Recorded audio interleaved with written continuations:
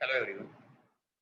जैसे कि हम लोग लास्ट लेक्चर में पढ़ चुके हैं कार्बन फैमिली, है ना। तो अपने पास पी ब्लॉक है। पी ब्लॉक एलिमेंट को हम लोग और क्या बोलते हैं? रिप्रेजेंटेटिव एलिमेंट्स बोलते हैं उनको।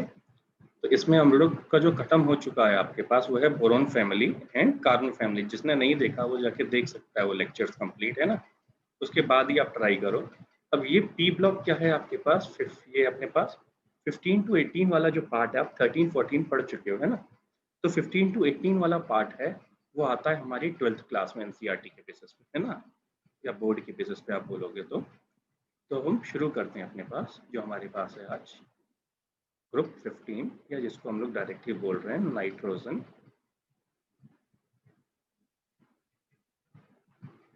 फैमिली। नाइट्रोजन फैमिली का और क्या नाम है? इसको क्या बोलते हैं हम लोग?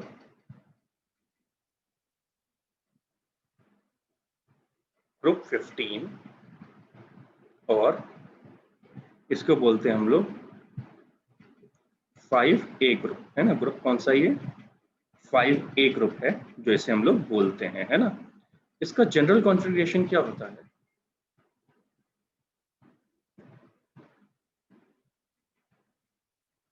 इसका जनरल कॉन्फ़िगरेशन होता है NH2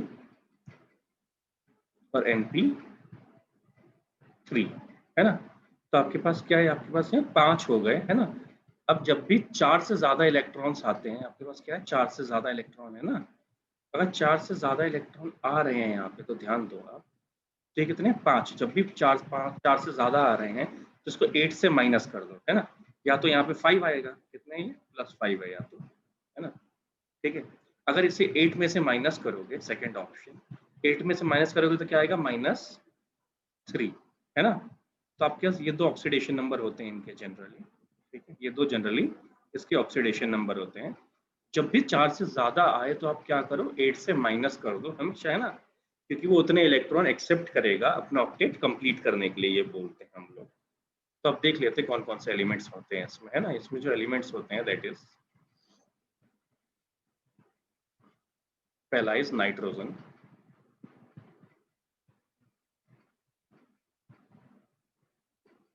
phosphorus,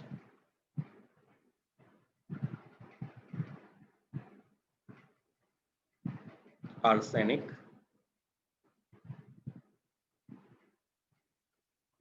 next is antimony,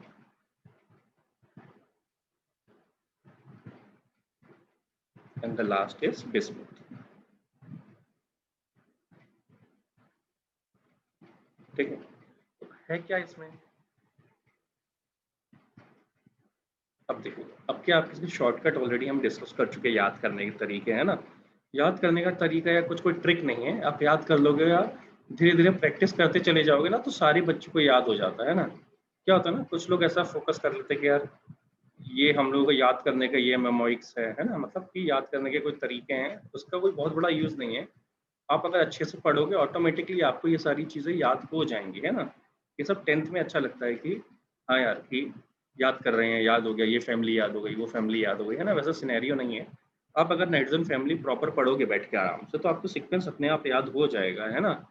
जैसे बचपन में बच्चे इंग्लिश में याद करते हैं, जो CBSE वाले, वो बोलते हैं no pope assigned a subordinate by shop. क्यों सबऑर्डिनेट वर्ड आया है? क्योंकि ये एंटी मनी को SB से डिनोट किया जाता है। किससे? SB से, है ना। सबऑर्डिनेट बाई शॉप बोलते हैं, है ना। आर्सेनिक क्या आपके पास AS से होता है ना। फास्फोरस P से डिनोट किया जाता है, और नाइट्रोजन कैपिटल N से, ठीक है। और बिस्मुथ BI से ही होता है, ठीक है। तो ये कुछ चीजें हैं, है ना। अब देखो, अब आपके पास क्या है? एटॉमिक नंबर क्या है इसके पास?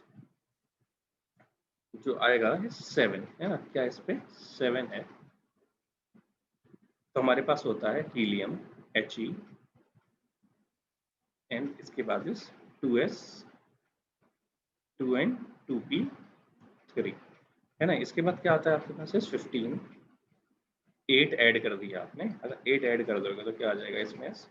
Ne, Ne के बाद क्या आपके पास? 3s2n 3p3, है। अगला वाला क्या है यार 15 के बाद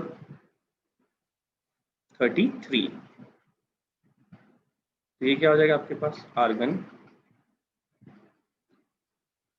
अब इसमें ध्यान दो थोड़ा सा, आर्गन के बाद क्या आ जाएगा, थोड़ा स्पेस है, स्पेस कर लेते हैं बैलेंस अपना।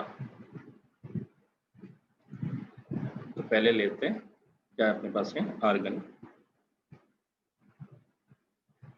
उसके बाद यहाँ आ जाएगा 3D 10 इंट्रोड्यूस हो जाता है ना। फिर आपके पास क्या है 4s2 4p3 हो जाएगा। अब यहाँ क्या आपके पास 33 के बाद आ जाएगा 51, आगे 51, इसमें क्या हो जाएगा सेम चीज क्रिप्टॉन। उसके बाद क्या आ जाएगा आपके पास 4D 10 4s सॉरी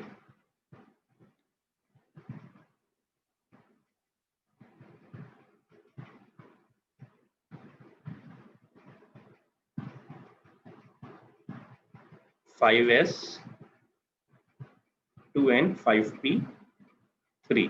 लास्ट वाले में क्या हो जाएगा आपके पास 83, तो ये आपके पास हो जाएगा जेनॉन है ना। जेनॉन के बाद यहाँ 4D के बाद क्या आ जाएगा ऑब्वियसली 5D 1 सेकेंड।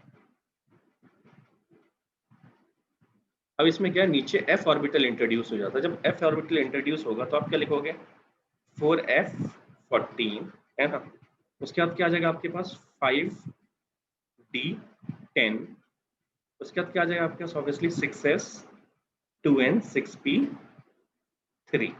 अब मान लो कभी आपसे गलती हो गई है, कंफ्यूजन हो गया है ना, तो क्या होता है आपके पास सिंपल कि ये जो ऑर्बिटल है ये n मान लेते हैं, तो ये d वाला होता है n-1 और f वाला होता है n-2, ठीक है। इस टाइप से सीन होता है आपका। इसका अगर आप लिखना भी चाहो जनरल, सर अगर इसका बड़ा करके जनरल कॉन्फ़िगरेशन लिखेंगे तो आप कैसे लिखोगे, मैंने कहा सिंपल है, आप ध्यान दो यहाँ पे है ना। अपने पास क्या हो सकता है अगर इसका जनरल लिखेंगे तो आपके पास ये हो जाएगा कि सर अपने पास है n-2 f14 है ना, या 0 या 14 कुछ भी हो सकता है ना। f ऑर्बिटल आ गया तो 14 हो जाएगा, f ऑर्बिटल नहीं आया तो 0 हो जाएगा, वैसा सीन है ना। तो अपने पास यहाँ क्या हो जाएगा या तो 0 या तो 14 है ना। उसके बाद क्या होता है n-1 d, d क्या होगा हमेशा 10 हो गया यहाँ पे है ना, तो 10 ही तो भरेगा। उसके बाद क्या हो जाएगा ns2 और np3। अब n की वैल्यू कैसे लिखोगे आपने बोला है ना, कुछ बच्चे भूल गए है ना। तो मैंने बोला बेटा आप अगर पीरियडिक टेबल के हिसाब से देखो तो ये क्या है, इसका n इज इक्वल टू यहाँ 2 होता है, इसका n इज इक्वल टू क्या होता है 3, इसका n is equal to 4, n is equal to 5, n is equal to 6। आपने सर ये 2 क्यों 1 क्यों, बेटा 1 यहाँ पे अगर आप ध्यान दोगे यहाँ पे आगे जाके हीलियम है ना 1 पे है ना, इसके बाद ये नीचे शुरू होते हैं ना, और यहाँ पे लेफ्ट में साइड में जाओगे तो यहाँ पे जाके हाइड्रोजन लिख देते हैं हम लोग है ना। ये आपको एक आइडिया है क्लियर, ठीक है। तो ये क्या है पीरियड से पहला दूसरा से फिर 7th भी जाता है नीचे, तो ये अपने को एक जनरल कॉन्फ़िगरेशन मिल गया जो बहुत टफ नहीं है, बहुत ईजी है ना। आप अगर अकेला आखिरी के ये भी याद रखते हो तो वो बहुत बड़ा इशू नहीं है, ठीक है, सिर्फ यही याद रख सकते हो आप। अब इसमें देखो कभी कभी क्या होता है ना, बच्चे एटॉमिक नंबर याद करते हैं, बेटा जरूरत नहीं है उसका है ना। ये आप आखिरी का पता ही रहेगा, आप तो याद करना ही नहीं आखिरी का है ना, आपको सीक्वेंस याद करना है, ठीक है। आपको अगर सीक्वेंस याद है तो आपको बड़े आराम से हो जाएगा। और इसमें सिंपल है, अगर याद करने को बच्चे कुछ कुछ ऐसे सीक्वेंस याद कर लें सर कि नाना पाटेकर ऐश्वर्या सब बीमार बोल देता है, कोई भिखारी बोल देता है ना, या कोई ऑप्शन है कि सर नहीं पसंद ऐसा सब भाई है ना, ऐसा सब भाई पसंद नहीं मेरे को है ना, ऐसा जो आप कर रहे हो। तो ये शॉर्टकट सिंपल है ना, आपको अगर शॉर्टकट तो याद ही है आपको, और आपको ये याद है कि ये पहला है फिर दूसरा है फिर तीसरा है, तो ये जनरल कॉन्फ़िगरेशन के बेसिस पे अपने आप हो जाता है ना मेन। और आपको एक्सपेंड करना है कॉन्फ़िगरेशन को, आप यहाँ से देख सकते हो, वो वाला पार्ट है ना, बहुत इशू नहीं है, ये वाला पार्ट आप देख सकते हैं यहाँ से, ठीक है। तो होपफुली सबको क्लियर है ये। अब क्या है अपने पास, सबसे पहले शुरू करते हैं हम लोग फिजिकल प्रॉपर्टीज इसमें।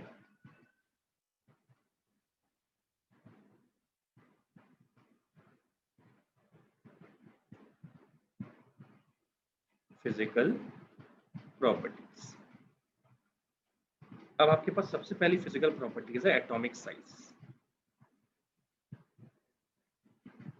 एटॉमिक साइज, अगर आप डाउन द ग्रुप जाओगे तो ऑब्वियसली साइज क्या होगा, इंक्रीज करेगा ना, इसमें ऐसा कुछ बताने वाला नहीं है ना, क्योंकि नेक्स्ट शेल इलेक्ट्रॉन जो होता है वो नेक्स्ट शेल में ऐड होता है। तो आपके पास क्या हो जाएगा, आपके पास हो जाएगा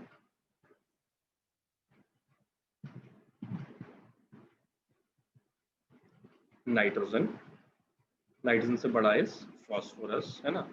1 सेकेंड,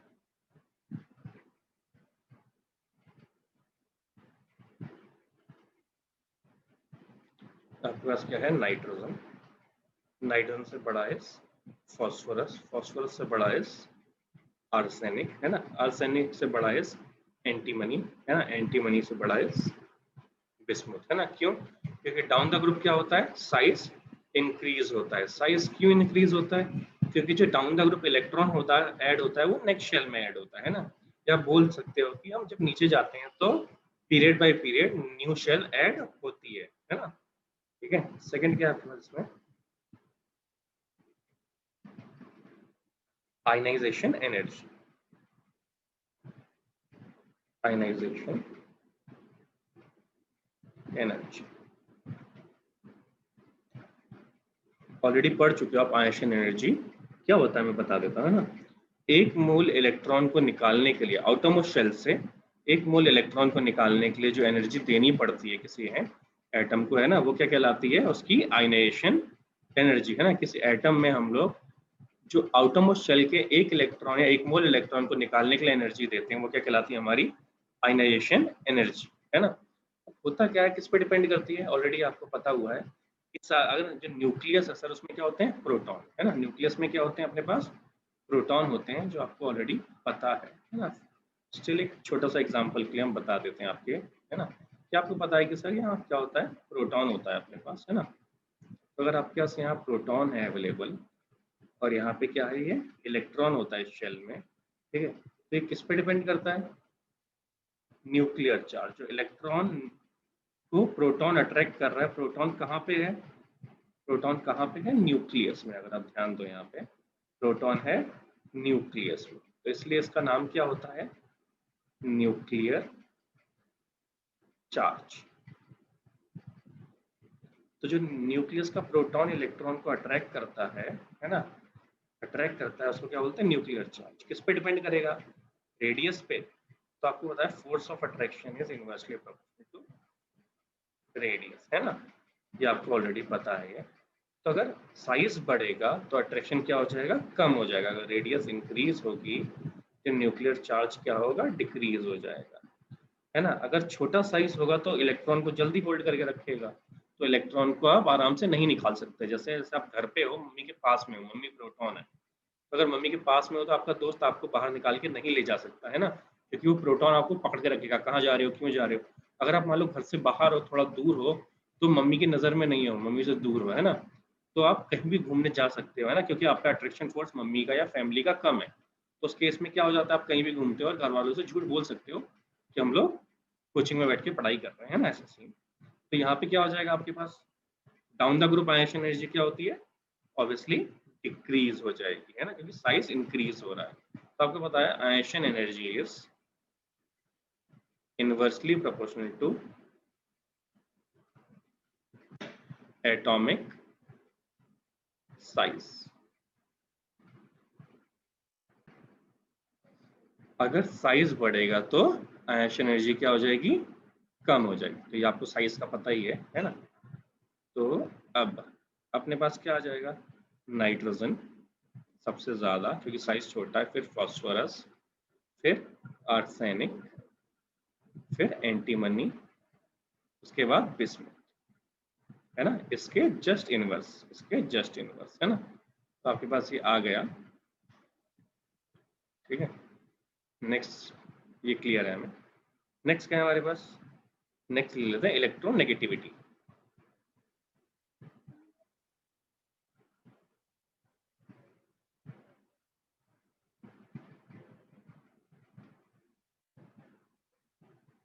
इलेक्ट्रोनेगेटिविटी होता क्या है, ये देख लेते हैं ना। आपको रियल में इलेक्ट्रोनेगेटिविटी का मतलब क्या है? कोई भी एटम अट्रैक्ट कर रहा है दूसरे के इलेक्ट्रॉन को, है ना। आपका एटम है, आपका एटम में भी कोई अट्रैक्ट करेगा दूसरे के इलेक्ट्रॉन को, ऑब्वियसली प्रोटॉन करेगा, करेगा। आपका प्रोटॉन पड़ोसी के इलेक्ट्रॉन को अट्रैक्ट कर रहा है, कर रहा है। कब अट्रैक्ट कर पाएगा? जब आपका साइज छोटा होगा, जब आपका साइज छोटा होगा तब आप अट्रैक्ट कर सकते हो उसको आराम से, है ना। जिसका साइज छोटा होता है उसकी इलेक्ट्रोनेगेटिविटी ज्यादा होती है ना। तो आप ये याद रख सकते हो सर कि इलेक्ट्रोनेगेटिविटी जो है हमारे पास वो है डायरेक्टली प्रोपोर्शनल। ये यह electron is inversely proportional to atomic size, है ना। तो अब आपके पास क्या आ जाएगा? ऑब्वियसली एटॉमिक साइज के इनवर्सली प्रोपोर्शनल है ना। क्योंकि अगर साइज छोटा होगा तो ज्यादा अट्रैक्ट करेगा, साइज बड़ा होगा तो कम अट्रैक्ट करेगा, है ना। ये क्लियर हो गया हमें। तो आपके पास क्या है? सबसे ज्यादा ये नाइट्रोजन, उसके बाद आपके पास क्या है? फास्फोरस, उसके बाद आपके पास क्या है? आर्सेनिक, उसके बाद आपके पास क्या है? एंटीमनी, उसके बाद बिस्मुथ, है ना। ये आपको क्लियर है, कोई दिक्कत नहीं है इसमें आपको, है ना। देखो, तो ये है सीन आपके पास, है ना। अब देखो इसमें अगर नेक्स्ट जो आएगा वो क्या आएगा अपने पास? Metallic character. हमारे पास यहाँ पे क्या है? मेटेलिक कैरेक्टर देख लेते हैं, है ना।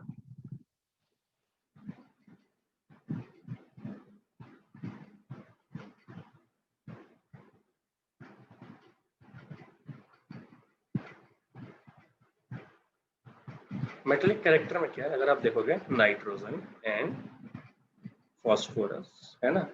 नाइट्रोजन, फास्फोरस, उसके बाद क्या अपने पास? आर्सेनिक, उसके बाद क्या अपने पास? एंटीमनी, उसके बाद लास्ट क्या अपने पास? बिस्मुथ, है ना। इसके बाजू में होता है मॉस्कोवियम, उसको हम लोग जनरली लिखते नहीं है कि उसके अननोन प्रॉपर्टीज है ना। इसके बाद क्या आता है यहाँ पे आखिरी में? मॉस्कोवियम, मैं आपको बताया भी नहीं, है ना। यहाँ क्या होता है? मॉस्कोवियम, ठीक है। प्रॉपर्टीज अननोन है इसलिए उसको बारे में डिस्कस नहीं करते, ठीक है। आप लिखना चाहो तो यहाँ लिख सकते हो सर MC, है ना। इसका नाम मैं आपको यहाँ साइड में लिख के बता देता हूँ, ठीक है। इसको बोलते हैं मॉस्कोवियम, है ना। स्पेलिंग आप एक बार क्रॉस चेक कर सकते हो, जहां तक यही बोलते हैं उसको, है ना। इसकी अपने को प्रॉपर्टीज ज्यादा नहीं पता। अब देखो, अब आपके पास क्या है यार कि जो ये शुरू के दो होते हैं, ये दोनों क्या आपके पास? मेनली नॉन मेटल्स, है ना। ये दोनों के दोनों क्या है आपके पास? नॉन मेटल्स,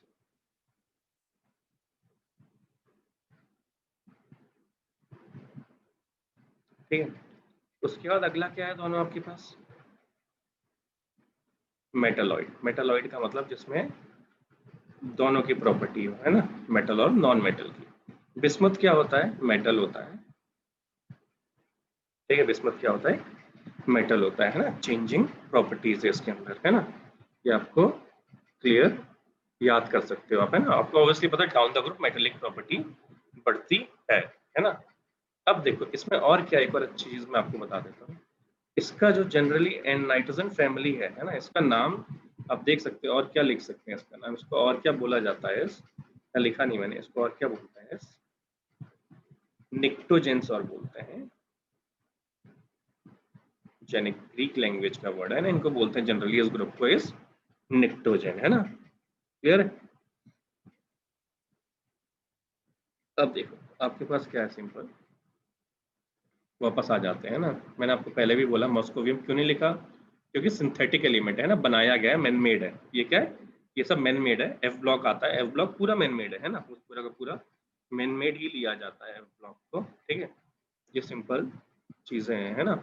इसमें आपको ये पता भी होगा जनरली इसमें क्या है? सेमीकंडक्टर की तरह भी यूज करते हैं ना मेटलॉइड्स वगैरह को, ठीक है। और आपका ये नाइट्रोजन आपने अगर देखा हो तो 11th में आपको पढ़ाया जाता है किसमें? मल्टीपल प्रोपोर्शन में भी इसका एग्जांपल दिया जाता है नाइट्रोजन से रिलेटेड, है ना। क्योंकि मल्टीपल प्रोडक्ट बनाता है, इसलिए इनको बोलते हैं इसमें प्रॉपर्टी है पेंटेल। ये पेंटेल्स, पेंटेल्स का मतलब होता है तो मल्टीपल कॉम्बिनेशन क्रिएट करना है, इसका मतलब पेंटेल्स होता है। जरूरत नहीं आपको वो पढ़ने की, है ना, तो बेसिक आपको बता दिया बस। तो ये आपकी मेटेलिक प्रॉपर्टी है ना। नेक्स्ट है आपके पास फिफ्थ इज कैटेनेशन। क्या होता है नेक्स्ट इज कैटेनेशन। कैटेनेशन आपने जनरली कार्बन के लिए पढ़ा है। कैटेनेशन क्या होता है यार यहाँ पे कि लॉन्ग चेन फॉर्म करने की टेंडेंसी वाला पार्ट है ना, वो क्या कहलाता है आपके पास जनरली कैटेनेशन कहलाता है। आप देख सकते हो ऑर्डर ऑफ कैटेनेशन लिख देते हैं, रीजन भी लिख देंगे अभी यहाँ पे ना, ऑर्डर लिख देते हैं कैटेनेशन का। सबसे ज्यादा होता है किसमें, फॉस्फोरस में, उसके बाद नाइट्रोजन में, उसके बाद आर्सेनिक, उसके बाद एंटीमनी, और उसके बाद होता है आपके पास बिस्मुथ, है ना। ये रीजन लिख देता हूँ मैं यहाँ पे ताकि आपको इजी जाए। ये देखो, due to relative small size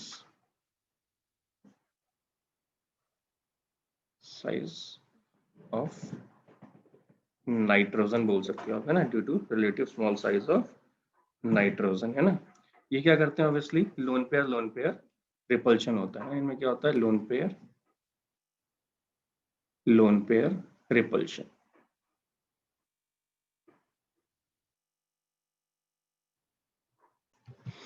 क्या देखो क्या है हमारे पास कि ये पे नाइट्रोजन क्या होता है, स्मॉल साइज होता है, उसमें क्या होता है, लोन पेयर रिपल्शन होता है ना। तो उसकी वजह से क्या होता है, इसमें हाई इंथैल्पी हो जाती है ना। क्या हो जाती है, हाई इंथैल्पी। अब हाई इंथैल्पी है तो क्या हो जाएगा आपके पास, द बॉन्ड एनर्जी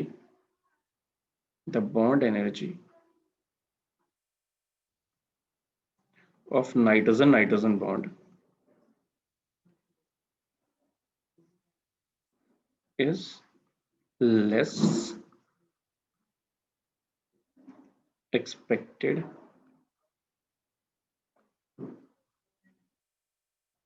है ना, लेस एक्सपेक्टेड, यहाँ साइड में लिख देता हूँ,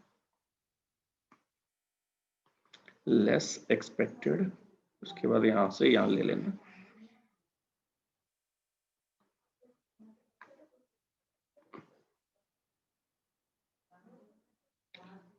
सो बोल सकते, so it shows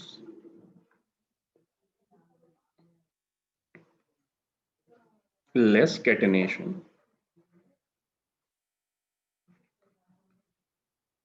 then phosphorus, है ना। ये हम जनरली क्या है, आप देखो अब इसमें क्या छोटा साइज है, लोन पेयर रिपल्शन हो जाता है ना। इसके वजह से क्या ये लॉन्ग चेन फॉर्म नहीं कर पाता, तो फॉस्फोरस कर लेता है। ये साइज थोड़ा सा बड़ा है और सेम चीजें हैं तो लॉन्ग चेन इजीली फॉर्म कर लेता है, जिसके लिए इसके लिए बात बोल देते हैं ना, फेवरेबल बॉन्ड एनर्जी होती है। क्या होती है, फेवरेबल बॉन्ड एनर्जी, है ना, favourable bond energy. One second, favourable bond energy of phosphorus भी बोल देते हैं। क्यों फेवरेबल, क्योंकि यार नाइट्रोजन का साइज स्मॉल है तो खुद में रिपेल कर लेता है यार, तो बॉन्ड कैसे बना लेगा, है ना। तो ऑब्वियसली सबको क्लियर है ये चीज, ठीक है। अब ये देख लो, नेक्स्ट ले लेते हैं एक पेज और,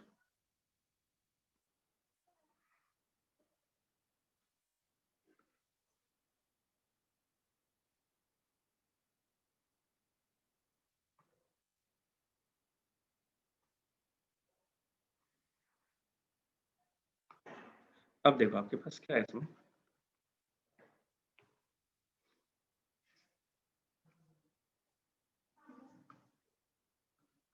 nitrogen shows catenation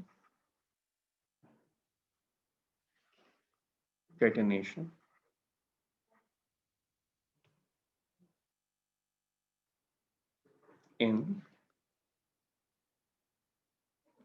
hydrazoic acid. Hydrazoic acid आपके पास क्या बना देगा, आपको लिख लेते हैं यहाँ पे, क्या अपने पास N3H ऐसा है आपके पास, है ना। ये क्या है, up to 3 atom, up to 3 atoms सिर्फ दिखा रहा है, 3 नाइट्रोजन दिखा रहा है ना। तब क्या है यहाँ पे nitrogen double bond nitrogen, double bond nitrogen, ठीक है। अब इसने क्या, इसने इलेक्ट्रॉन एक्सेप्ट किया तो इस पर क्या आएगा माइनस, इसने डोनेट किया तो इस पर क्या आएगा प्लस, है ना। अब इसमें क्या है, इसने सिर्फ हाइड्रोजन एक बॉन्ड बनाया है तो इस पर एक्स्ट्रा कितने हैं, एक लोन पेयर है इसके पास, है ना। ये 3 लगातार बने हैं तो उसको क्या है, कैटेनेशन प्रॉपर्टी से 3 तक दिखा रहा है। कैटेनेशन मतलब यार लॉन्ग चेन फॉर्म करना है, जैसे कार्बन बना लेता है, वो एग्जांपल ऑर्गेनिक में लेते हैं, है ना। अब इसमें आपसे पूछा जाएगा कि बेटा कि सर ऑक्सीडेशन नंबर क्या होता है इसमें नाइट्रोजन का, तो इंपॉर्टेंट है ये याद रख लेना, oxidation state of N in hydrazoic acid is -1/3। ये क्या है, ये आप इसे बॉन्ड इधर ट्रांसफर करोगे तो क्या हो जाएगा, इधर पे क्या प्लस, इधर पे बैलेंस हो जाएगा, है ना। तो ये चीजें हो जाती हैं इधर, ये क्या रेजोनेंस में पूरा का पूरा स्ट्रक्चर तीनों में डिवाइड है 1/3 1/3 1/3 चार्ज टाइप, ठीक है। अब क्या है अपने पास, नेक्स्ट है जो फास्फोरस के बारे में, वो नेक्स्ट लेक्चर में कंटिन्यू करेंगे, है ना। चलो, थैंक यू।